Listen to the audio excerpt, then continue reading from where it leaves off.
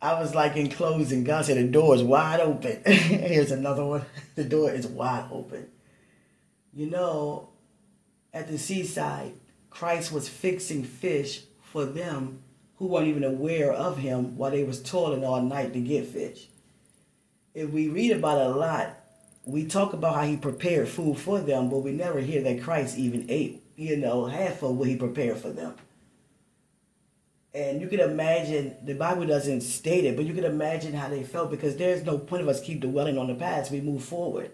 You can imagine how they felt when they realized it was him, because moments before that, they betrayed him. And yet he's right there in front of them. And many of us, we not aware, we have to be confronted with that very thing that we tried to destroy. But it wasn't us who was doing it. It was the enemy. And that type of healing, that type of conviction, oh my goodness, what have I done? But no one brought that up in a conversation. We move forward. It's all good. The devil didn't win. We always win. Let's move on. That's what Joseph kept trying to tell them.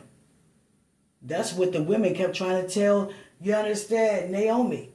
Hey, Naomi's back. No, call me Mara. The Lord dealt bitter with me. What do you mean? You back home. Welcome back.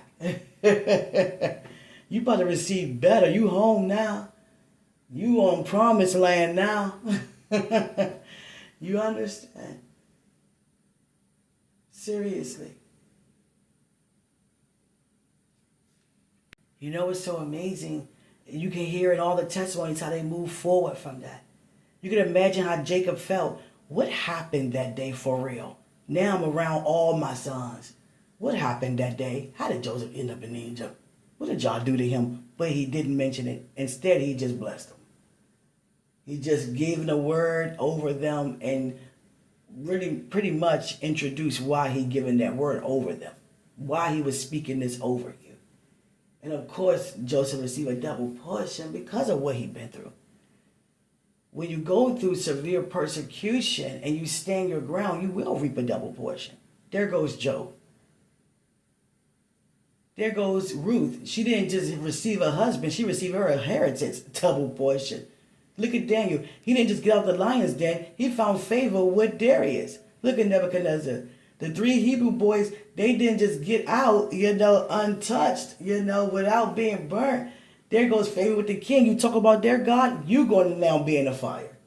You understand? You always reap a double portion. Christ didn't just die.